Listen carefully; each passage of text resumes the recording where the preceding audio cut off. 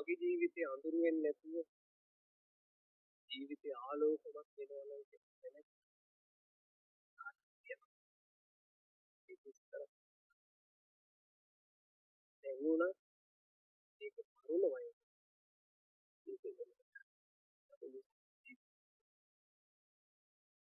මට පිරිසිදු ජීවිතයක් මට ආලෝකමත් ජීවිතයක්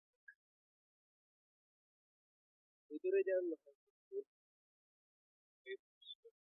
ඒ විදිහට ජීවිතයක් හදන්න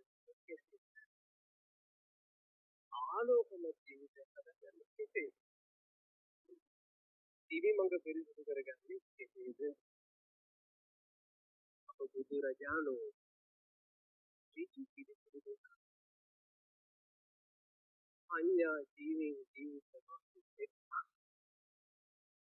උසස් ජීවිතේ ගොඩනගන්නේ ප්‍රඥාවන්තව ජීවත් වෙනවා.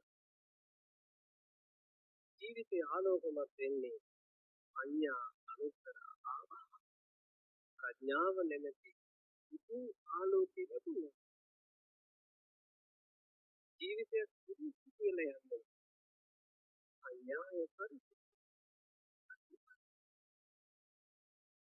යම් කිසි මනුස්සයෙක් හොයාගෙන ගියා කියලා කිසිම මේ ලෝකෙ මොකක්ද?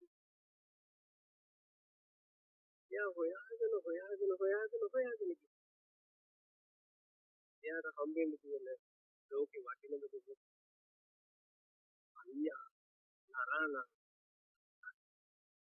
ප්‍රඥාව තමයි. එයාට හම්බෙන්න තියෙන දරුවෙනි. ඔයාලට යෝජනා ඔයාලගේ මුළු ජීවිතේම ඔයාලා ප්‍රඥාවන්ත ජීවිතයක් ගන්න.